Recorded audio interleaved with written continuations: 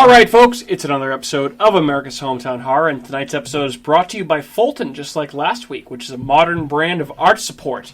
Fulton launched the most comfortable, supportive, and sustainable insole on the planet. Fulton insoles have a deep heel cup and comfortable arch support that aligns your body from head to toe. They are made using sustainable materials like vegan cactus leather and cork. Wow. How woke. Like from wine bottles? Yep, allowing them to mold the shape of your arch and provide customized support. They are also shock-absorbing, reducing impact on the body, and are lined with natural foam to make them extra comfortable. Fulton, by the way, folks, is offering our listeners, those would be the listeners of America's Hometown Horror, $10 off your next purchase at walkfulton.com. That's WALKFULTON.com. And use the code POD10, POD10. That's code POD10 for $10 off at walkfulton.com. Check out the website to see how Fulton can support you. How about that? Support from Fulton as an advertiser. I love the support. Yeah. Support from Fulton as a shoe. What do you say about that? Huh? I love it. I'm all about support. Yep. Moral, foot, heel. Yep. You know. Absolutely. All the support. Yep. I can't say anything more about that. And away we go.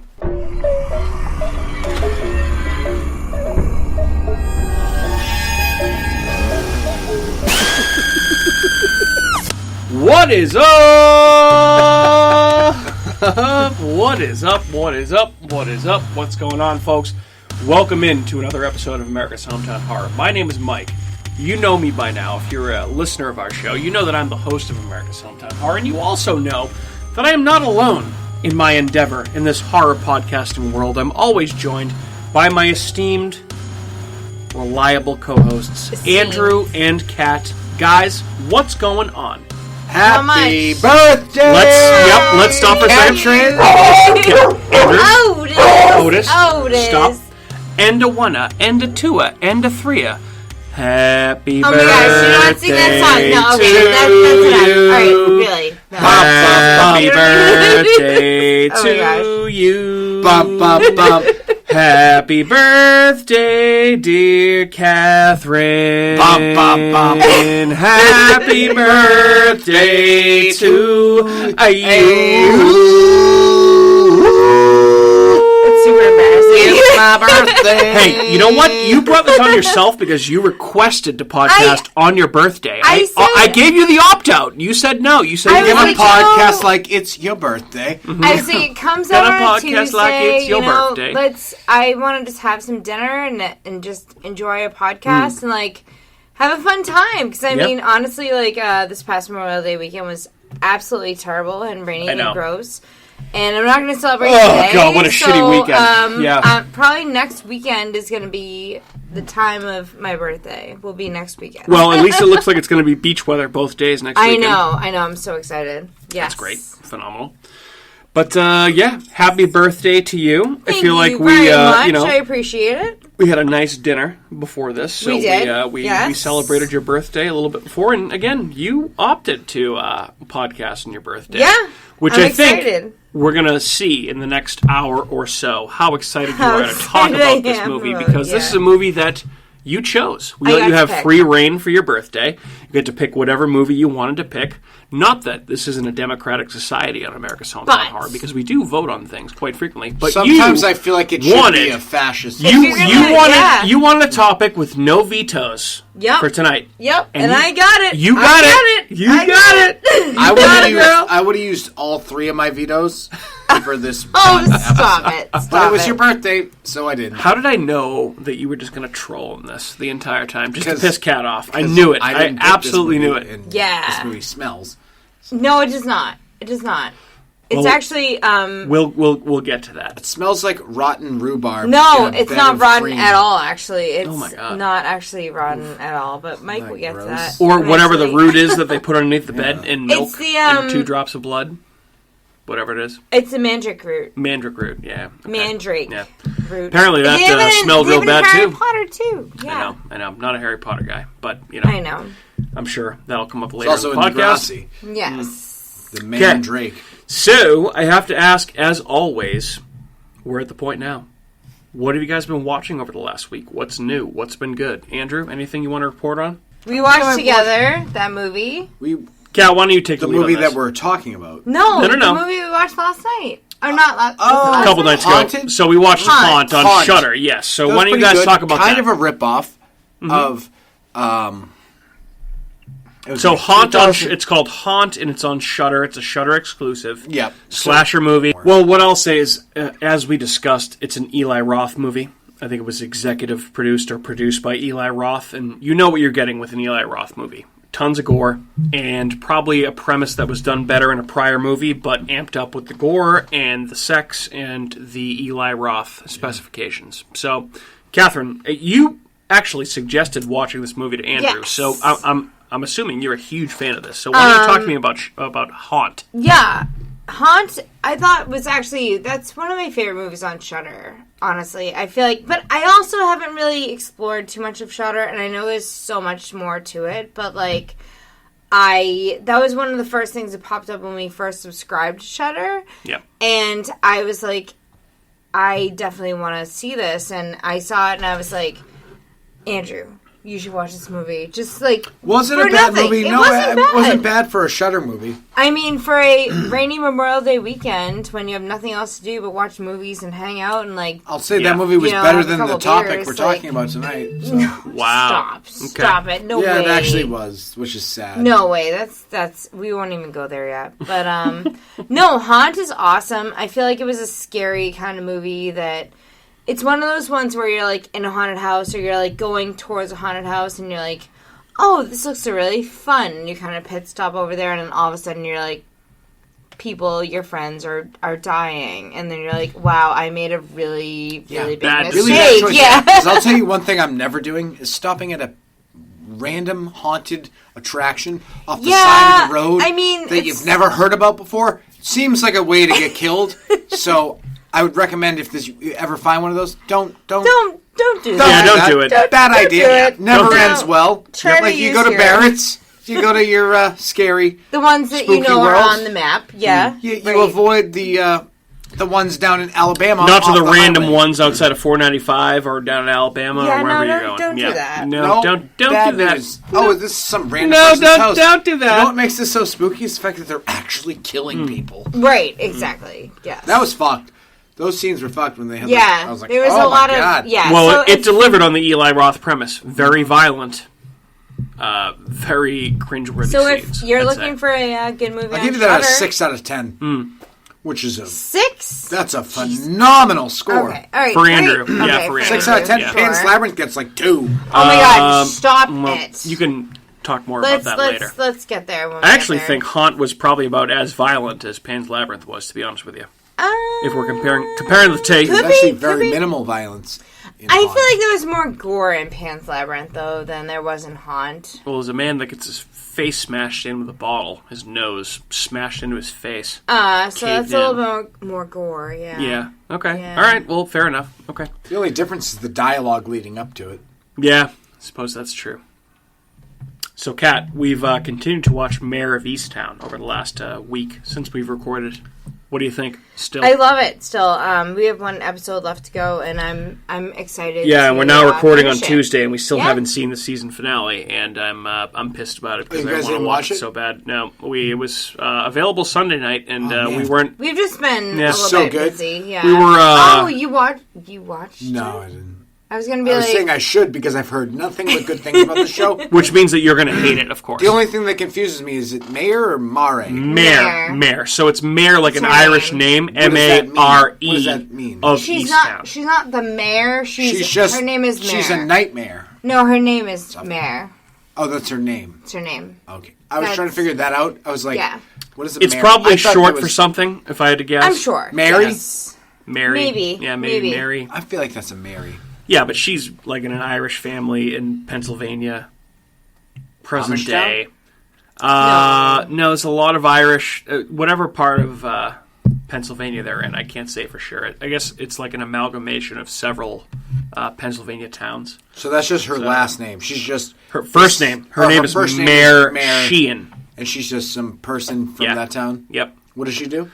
So she's a detective. Oh, so it's one of those. It's a very twisty, honestly, I'm amazed at the places that it's gone so far. Is it based off of like anything? No, it's actually, I looked that up. It's not based on a book. It's not based on anything like that. It's an original I want to story. watch it now that I know that the name of the show isn't Mayor of Easttown. No, it's about this woman who played by Kate Winslet, who is the detective in Easttown, and she does all these cases. Like it's much more of a true crime kind of thing than it seems to be. I feel like when you say Mayor of Easttown, you're thinking that it's like a mayor. It's a terrible title, by the way. It's kind of a terrible... Yeah, you're right. It's a terrible title. Yeah. Like Mary of Easttown. Because you think work something... just as well, except you would know who the fuck they're talking about. Right. Not Mayor, not Mare. Think about how many Google searches have been done incorrectly looking for that show with M-A-Y-O-R I guarantee of if you Easttown. type in Mayor of Easttown, that comes up. Yeah, of course it does. Of course it does. Because they know. But I will say, it's very good. It's incredible. It's very good. It's awesome. I mean, yeah, it is a very compelling murder mystery that has continuous twists and turns, and I would highly recommend checking it out, Andrew. Oh, I would watch that. Yeah. Now that I know that it's not called Mayor of Easttown. No. Not Mayor of Easttown. Not at all. So, guys, ready to move on to some news before we jump into tonight's movie? Yeah, let's jump into some news. Okay, fair enough. Go ahead. Well, I'll start. I'll start with one little piece before we move into the items that you brought up, Catherine. So what I'll say, as a constant reminder for our listeners, we are the official podcast of SpookyWorld the Movie. And we are the exclusive place to get news on SpookyWorld the Movie. And if you haven't listened to our episode where we interview all the guys from SpookyWorld the Movie, I'd highly recommend you go back and check that out. It's an awesome listen. They were great, super nice to us, always been supportive of us. They rock. I love them. They're awesome. But I have an official piece of news from SpookyWorld the Movie, and this is going to... Remember last week we were talking about...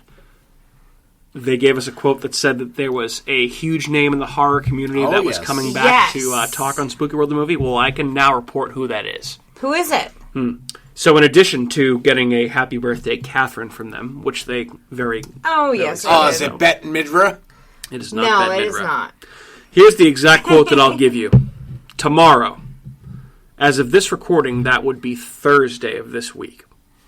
Spooky 101, the official podcast of SpookyWorld the Movie, has the honor of speaking with author, speaker, and daughter of one of the greatest actors to ever grace the silver screen.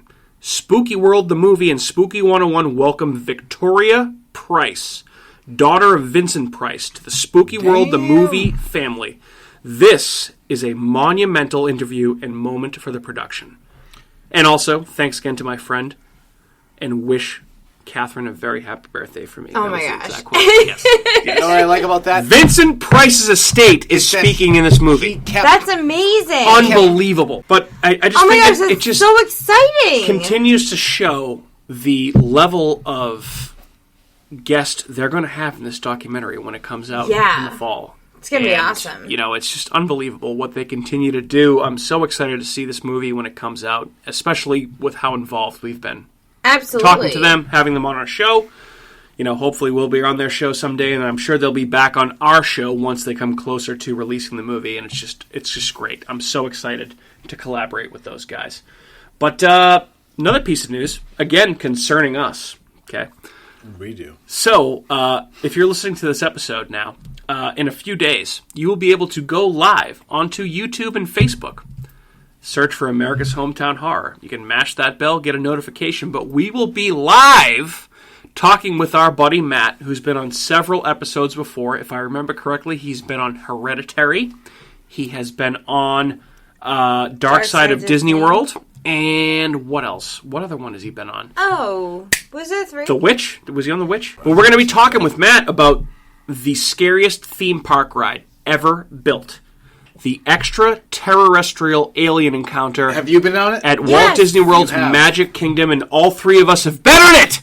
That's awesome. How good is that? I know. I'm so excited. Just such a blessed unit of humans. We were enabled to enjoy such a all 3 of our families were privileged enough to take us to Disney World back in the 90s. On that random ride. I know. Most people in the blimp of time. It was only open weird? For a very short amount of time. So a year, if that? No. I think like 2 or 3 years. 2 or 3 years. That's it. But in the entire history of Disney, which for a theme park attraction at Walt Disney World, 65? that is like the shortest of lifespans. Yeah. The shortest. And we got to experience that. All 3 of us. That is horrifying incredible experience. And it was, honestly... Amazing. I wish Walt Disney World... I could go on that again. Me too. And I wish Walt Disney World would do more things like that with their Imagineering department, because you know what? That's an unbelievable ride. There's no reason. That ride is the definition of Imagineering. I agree with you. They took an old attraction. We'll talk more about this next week. They took an old attraction and they turned it on its head. Yeah, we'll talk more about it. But we got that coming up on Sunday. We'll be live on Facebook and YouTube talking with Matt, who actually just formed a podcast a couple months back. The Truth Cabin. Called The Truth Cabin. If you haven't listened to it yet, go out, check it out. It's awesome. They do a lot of like nostalgia trips. I really like it a lot. Yeah, I do too. I know you and I both were very appreciative of our favorite episode of their show, which is the one about the malls. Absolutely, yes, because they cover little South Shore malls, and just even to the fact that Kingston Collection, which went from the Independence Mall to the Kingston Collection to now what it is today with COVID and everything is these ghost kind of malls. It's awesome. I mean, honestly, it's a good episode. They do a good job. Loved listening to it. So they have You've talked about that episode multiple times. I know, because I actually really enjoyed listening to it. Well, and they're local to us too. So a lot of the malls they talk about are the South Shore Plaza, the Kingston Mall, Taunton Mall, they do Hanover Mall. Yeah. It's non-existent now until it gets rebuilt. No, again. they do all of the South Shore malls pretty much. And they talk about all of them, and it's awesome. It's a great podcast. They do an awesome job. It's a nostalgic podcast that you listen to, and you're like, yes, I know all of these that you're talking about. It's and honestly, if you've listened to our show before and you've heard Matt on our show, he's awesome. I love having him on. He's such a great guest. He does an awesome job on that show, just like all the other guests do. So, yeah, that's what I'll say. Check out The Truth Cabin. All right, so last piece of, I guess, quote-unquote news, and it's nothing really newsworthy. But, hey, guys, when are we going to go see Quiet Place Part 2? Because we're going to cover it on the show. We have, obviously... I would love to. This episode for this week, we have the one with Matt on Sunday, so it's going to be 2 weeks out from now. But let's go see Quiet Place Part 2 and go see it. Yeah, I'd love to do that. Okay, fair enough. And, of course, that's what I have for news, and that means... And I want to get popcorn. As always... maybe some wine. Some Junior Mints. Oh, maybe definitely popcorn some and wine. What are you? An icy? Old lady. Well, actually, it was so funny.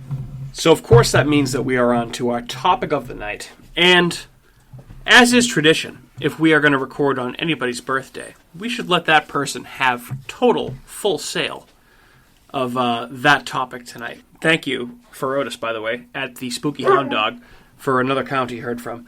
But, Kat, so we're talking about a movie that you picked out for tonight.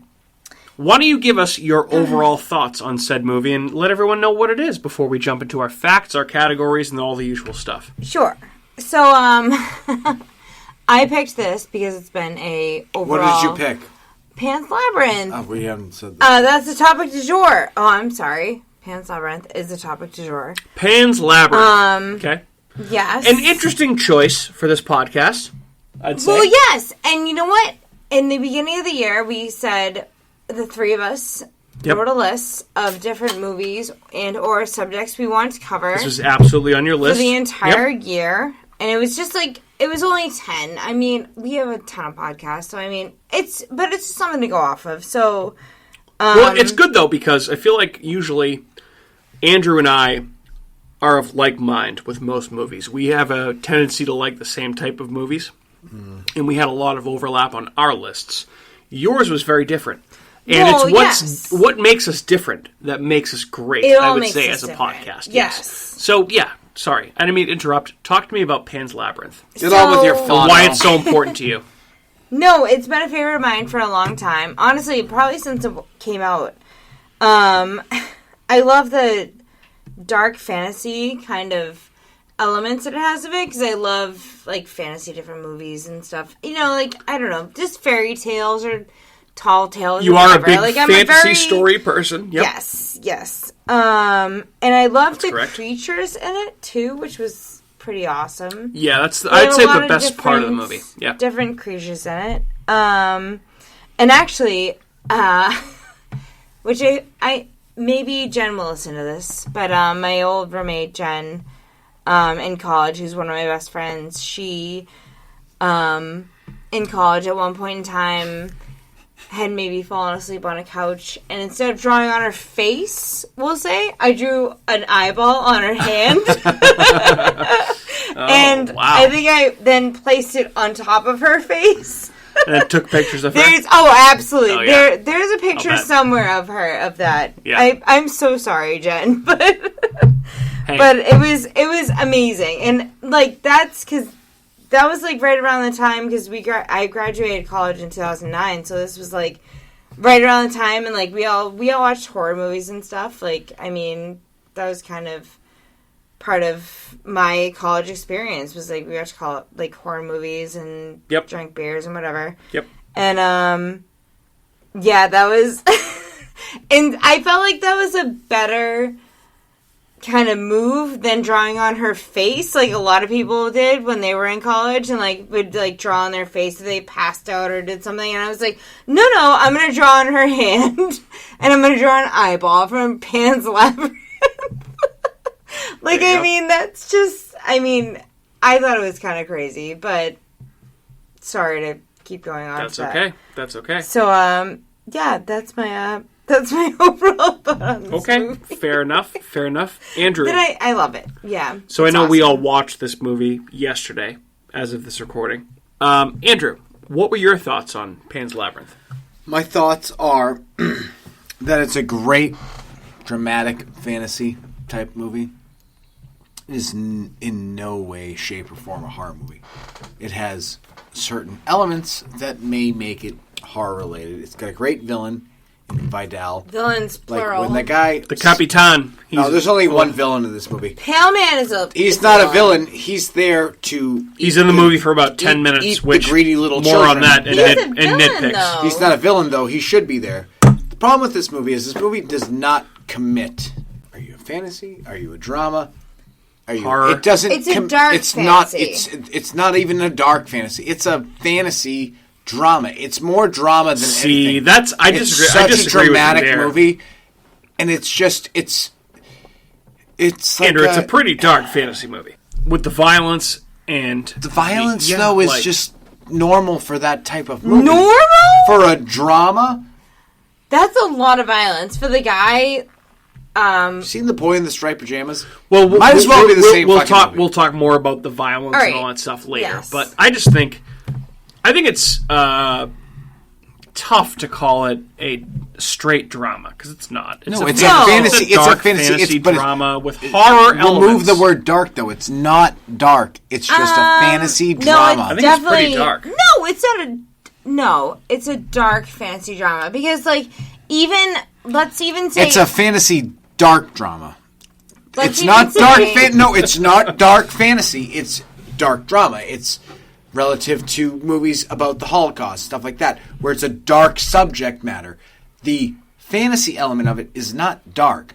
The overlying element of the movie, which is drama, is a dark drama. So it's a dark drama fantasy, if we're going to be precise. I would even say to the point that, like, so even when they start, like, Ophelia is seeing these, like, bugs, and she's calling them fairies. The roly-poly bugs. Right. No, not the roly-poly bugs. The praying mantis bug that doesn't look anything like a fairy? They don't look anything like a fairy, and then all of a sudden they turn into a fairy. And you're like, well, that's kind of messed up, because it doesn't look anything... It's a dark kind of thing, where all of a sudden you're seeing, like, bugs turning into fairy... Like, it's just a weird, like...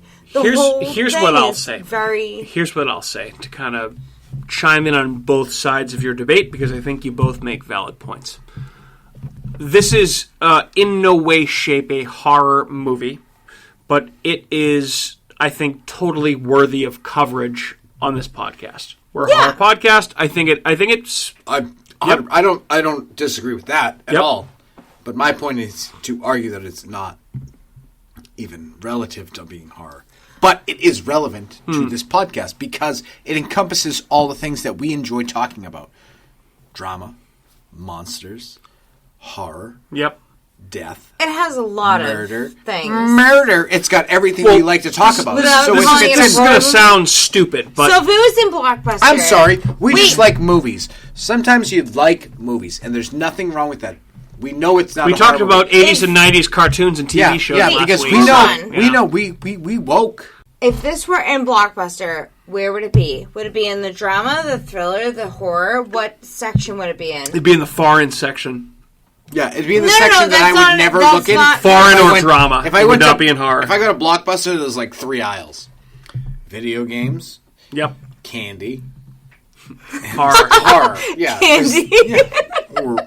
That's an aisle. I know. The candy aisle is an aisle. Do you honestly think, though, that this would be in the horror aisle of a Blockbuster? I mean... That's actually... It could be. Hey, it could be.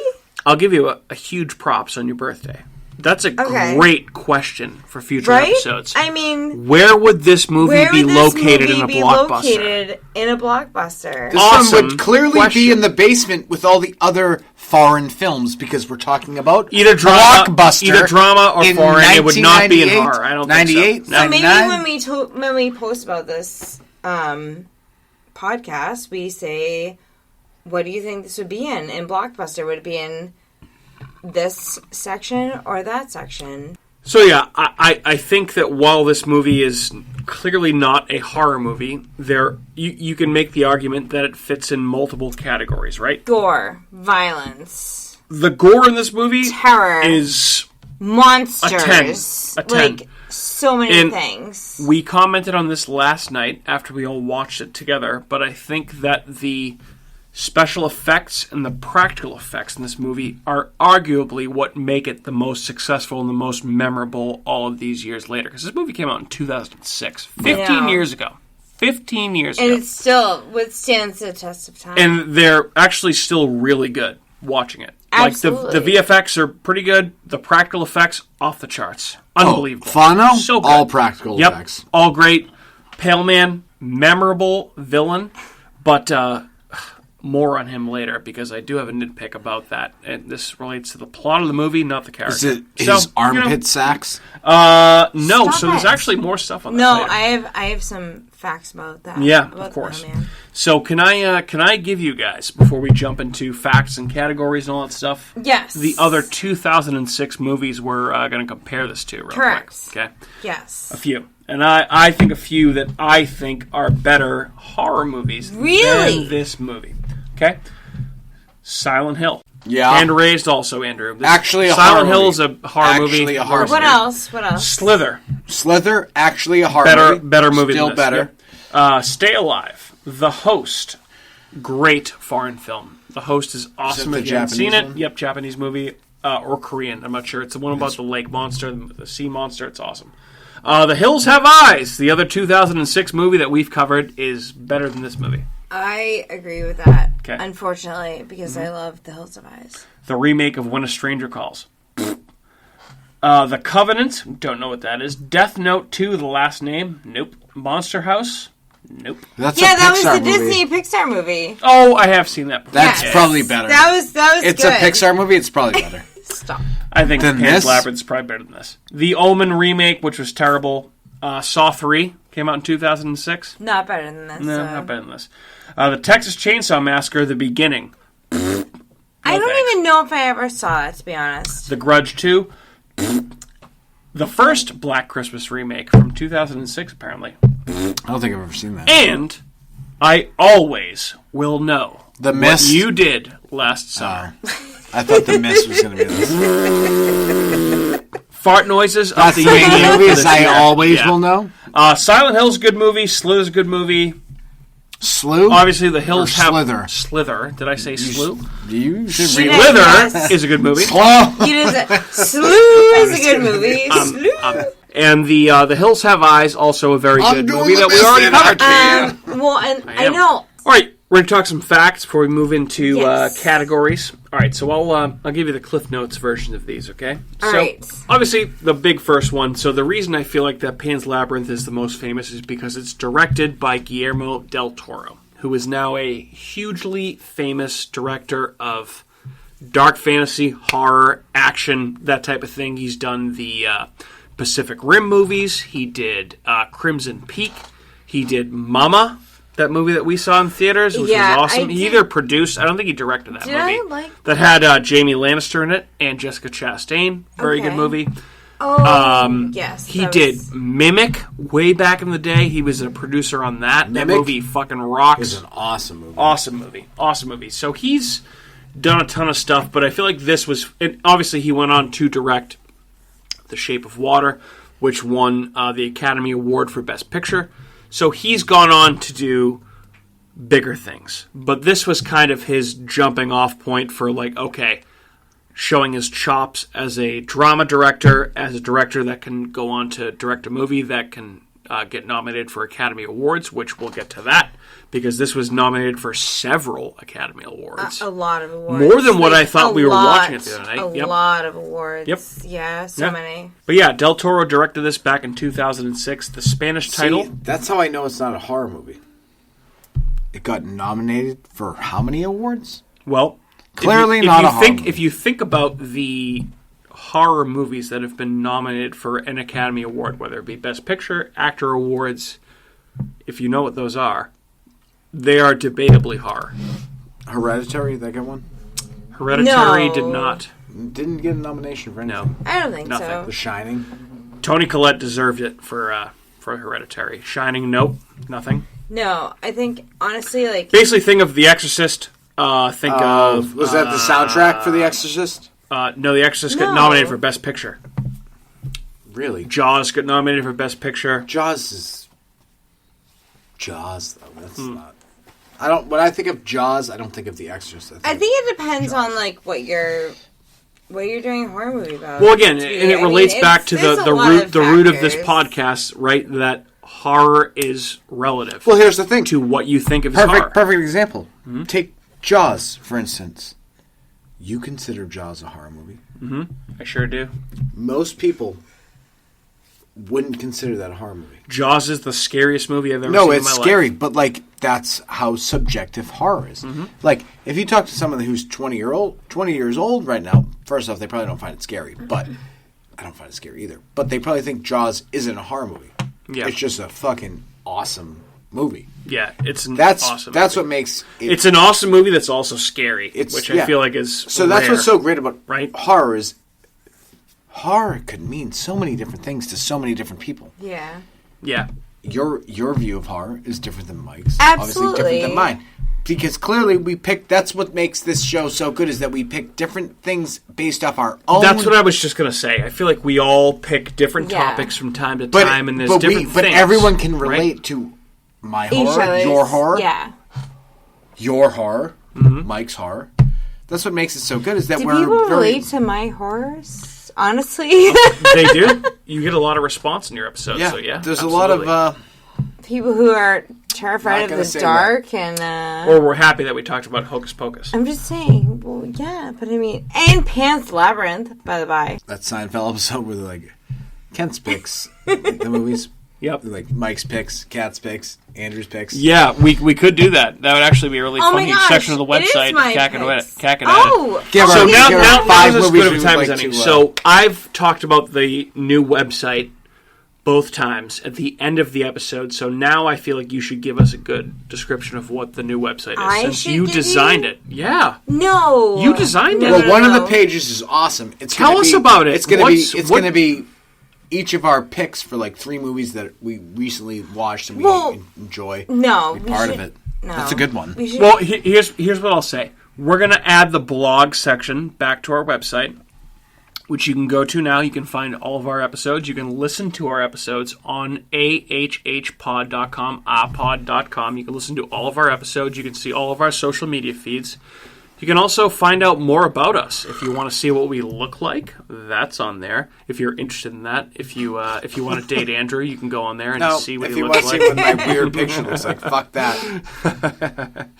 But the website's awesome, and I'm so excited that we have it. Kat did a fantastic job. We're going to have business cards, merch soon, so we're going to do all of that. Mike, if we're going to make merch, we got to make some really good horror-themed shirts that are punny, awesome. Punny and awesome. Jokes. Absolutely. We could do that immediately. Absolutely. So, if I could get back to Pan's Labyrinth real quick before we move on to categories. So, we were just talking about Guillermo del Toro, okay? So, del Toro stated that he considered this story to be a parable, which, okay, not hard to understand, right?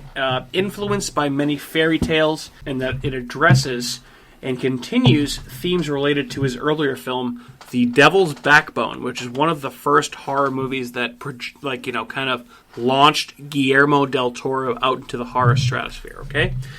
The idea for Pan's Labyrinth came from del Toro's drawings in his notebooks, which, peek inside a demented mind. Holy shit.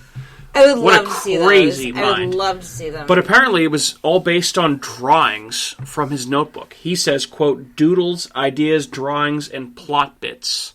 So this entire movie was based on his notebook drawings, which I feel like when you take that into consideration, gives it a whole different level of creativity points, because this is not based on a franchise. It's not based on a story. It's based on his mind. Del Toro thought of this, and I feel like any movie that does that gives it so many more points than something else based on a franchise. That's probably why it's so empty. So to answer a question, Andrew, that you had yesterday after we watched this movie, right? Was it why are we watching this? No, it's not that one. It's not that one. So the original Spanish title refers to the fauns of Roman mythology, okay? While the English, German, and French titles refer specifically to the faun-like Greek deity, Pan, okay? However, because we were talking about why it's called one of those, Pan's Labyrinth. Yes. Yep, and I have this question too, so this is great. Yes. So, however, del Toro has stated that the faun in the film is not named Pan. Right. So, I guess it's His ultimately name's Fauno, because a the mystery. name of the movie is not Pan's anything. It's the Labyrinth of Fauno. If you saw it at the end, that's the name of the movie, the Labyrinth of Fauno. It's not Pan or anything. That's an Americanized version, probably, is my assumption. Because they show it at the end. Fair Labyrinth Deuce Fauno, or whatever it is. So Pan's Labyrinth. I love it. I love everything. Go ahead. Pan's Labyrinth premiered back on May 27th of 2006 at the Cannes Film Festival. Got all kinds of accolades, praise, grossed $83 million at the worldwide box office and won numerous international awards, including 3 Academy Awards, 3 BAFTA Awards, including Best Film Not in the English Language, the Ariel Award for Best Picture, Saturn Awards for Best International Film Feature, and you get it, blah, blah, blah, blah, blah. Won a bunch of awards, deserved it. So many awards. I think so. Nominated. Yeah, nominated or won. No, yeah, I know it won a lot. And it deserved to win those. For that time period, it was very absolutely different. Yeah. I just find it extremely boring. Well, story. it's a slow burn for sure, but it did well. And back to more about what Del Toro got for inspiration for this. He basically had lucid dreams, apparently, when he was a kid, where he saw these characters from this movie. That's where he got them. Have you ever tried to train yourself to have lucid dreams? No, never. I don't even know. It's basically you wake up, you write down your dream, you read your dream, and then you go back to sleep and you try to get yourself back in that same dream. That's how you lucid dream. What I understand is practice. a lucid dream is also something you can kind of control. That's exactly, but that's how you control it. Yes. Is by learning that you're dreaming and then waking yourself up and then returning yourself to said dream. So I'm assuming that's what they try and do in most of the Nightmare on Elm Street sequels, They're right? trying to lucid dream, which would be fun. I would love to, but that's a lot of work. Who wants to wake up and write shit down? So wake up and have a fucking donut. The best character in the movie, the Pale Man. Okay? Oh yeah. Pale Man's eyes on his hands is a feature shared by the Japanese mythological monster, the Tenome. I think it's Tenome. The Tenome, Tenome. A name which means hand eyes. Yes. But you know what's really funny is how Del Toro actually thought of the design for this creature. Basically, we can all relate to this.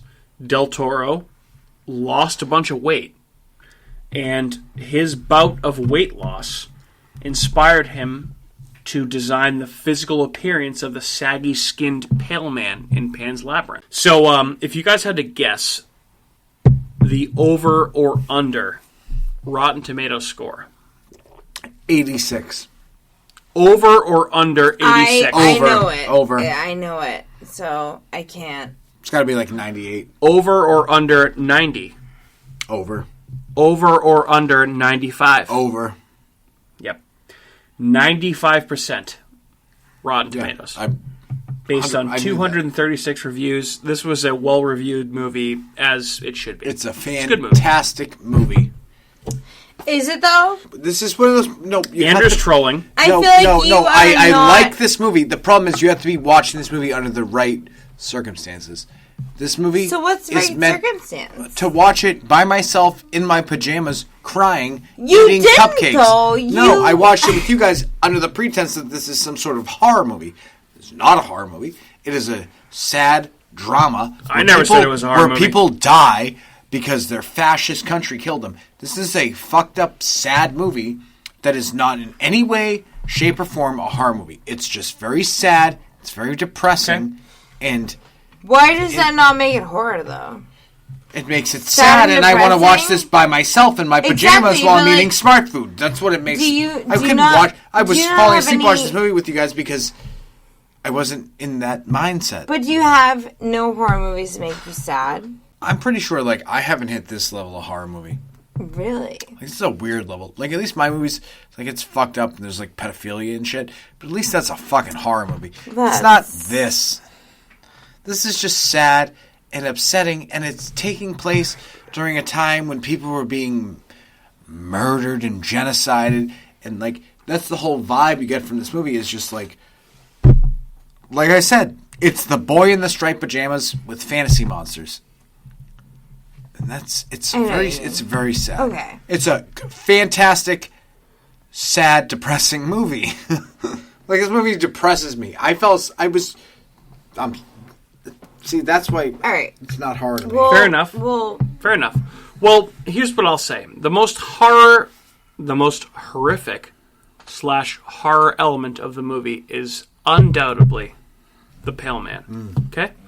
No doubt about it. Scariest part of the movie. He's in it for way too little of a time. I thought we were. Can we talk about the Pale Man? I thought we were going to talk about him later. All right, you guys ready to move on to our categories? Yes. Talk about some stuff? All right. So, first category, obviously, is if this movie is scary.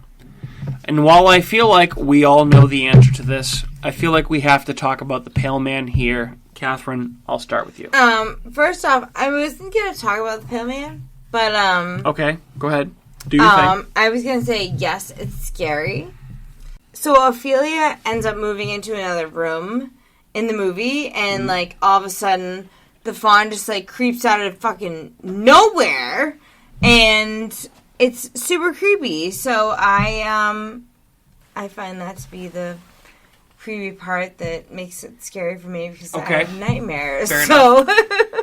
All right, so we're moving along through categories here. So we're talking about favorite scene. And Catherine, as this is your movie, we'll talk to you first about your favorite scene. Go ahead. Mine was the Pale Man with the... didn't find it scary, by the way, also, to agree. Go ahead. What do you mean, didn't find it scary? I mean, honestly, I think there were so many different parts that, you could easily be at the edge of your seat, no? Yes, I agree with that, but also I didn't find it to be personally scary. So, do you feel like one of those people that when we voted for your best horror, we had that draft where it was the monster draft. Yeah, and you had this guy as one of them? The Pale Man, yes. And you won that draft? Dude, he's super scary. For starters, I don't trust any of those people that voted for you because not scary. He's in the movie for 10 seconds. He's scary. It's the most lame villain he's scary. Anything I've ever seen. Oh my gosh. I'll revisit the teams in a second here. Go ahead. Okay. She's on there. I want to see won. what our teams were. Go ahead, Kat. My team's so much better. I'll finish let her finish. Let her finish. It's your birthday. I'll just finish it with it's your birthday. I liked the Pale Man, and he's a good guy. And good guy. He's a good guy. He eats children. A good scary guy. Good villain. A good villain. Yes, that's what I meant. So I'm going to finish with that. Problem is, though, he's not even the villain. He's the second villain. He's like a side character in a movie that doesn't matter. The captain is ultimately the villain. By far, yeah. Yeah, he's the best. He's by far. Villain. He smashes that guy's face in with the bottle. Far. Pow! Yeah, Pow! Yeah. Oh, and then he finds the rabbits and he's like, why don't you search them better, idiot? Yeah. And then he just walks away. I was like, that guy's the man. He's crazy. Well, it makes you more scared of humans than scared of monsters in this movie, I feel like. Because, like, you are way more scared of the people that are going to, like, go after you and that have some sort of... That's what makes this movie a drama. It's about people. It's not about monsters. Exactly. It's about people. It really is, yeah. People are monsters. So I feel you. Andrew, what was your favorite scene in this movie? When he smashed that guy's face in with the bottle, crushed his nose, and then killed his dad, and then pulled out 2 rabbits out of the guy's bag and went, why don't you search him better before you interrupt me? Like, he was pissed. He's like, I didn't want to kill those guys.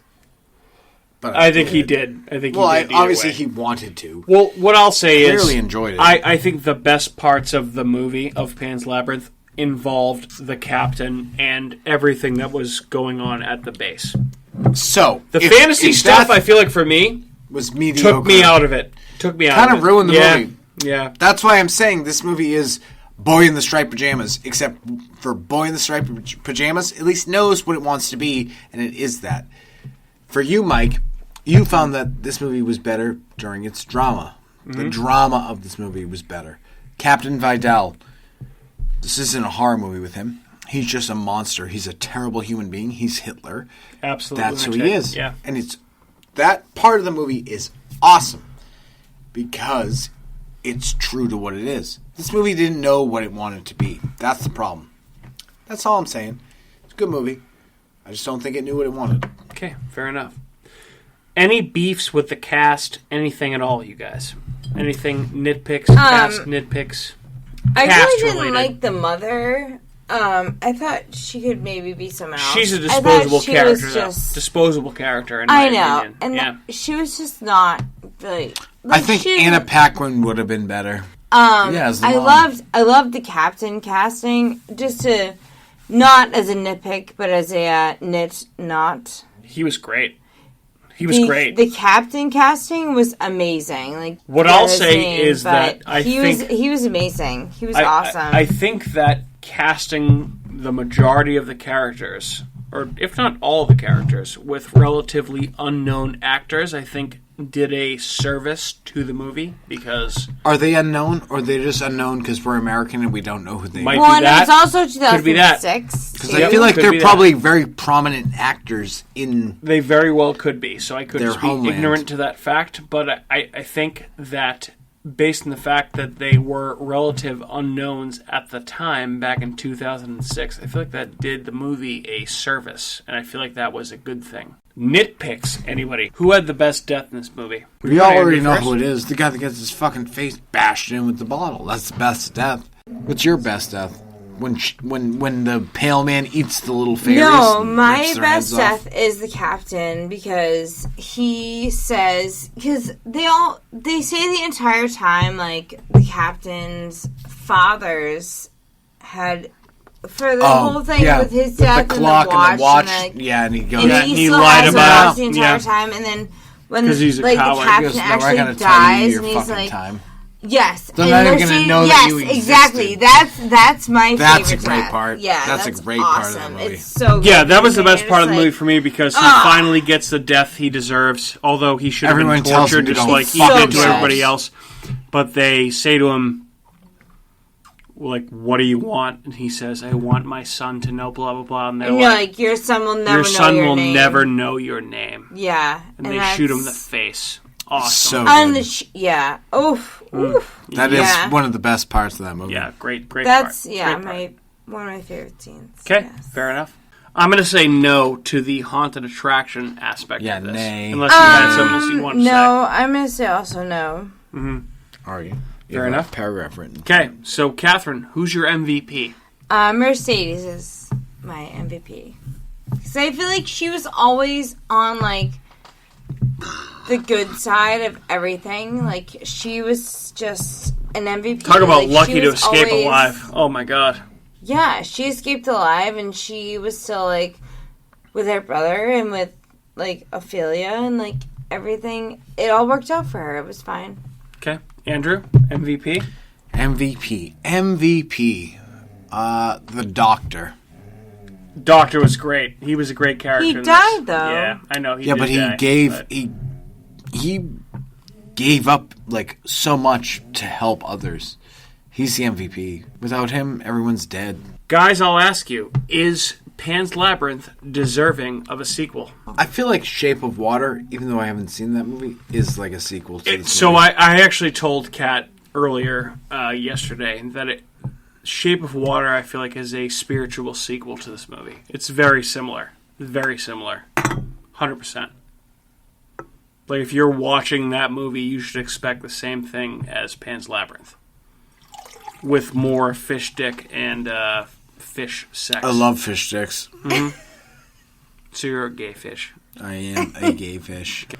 All right, folks. Well, I think we've all heard our final thoughts on Pan's Labyrinth, and I appreciate all of them. And I think it's time for us to wrap up this episode of the show. My name is Mike. I've been joined by Andrew and Kat. Thank you guys so much for tuning in. Good night, you listeners. You motherfuckers. Adios, amigo. Bye. See you in hell. Bye, Otis. Hey everyone, it's Mike from America's Hometown Horror, and just wanted to say thank you again for listening to another episode of our show, because of course, we would be nothing without you listeners. If you are interested in more local Plymouth podcasts, I would highly recommend you check out some shows by our cohorts on the Inebriart Podcast Network. That's right, the Inebriart Podcast Network, folks. In addition to America's Hometown Horror, you can find the Inebriart Podcast, Bar Talk, Theme Park Legends, Retro Redoctopus, and Old Colony Cast. Head on over and give them a listen.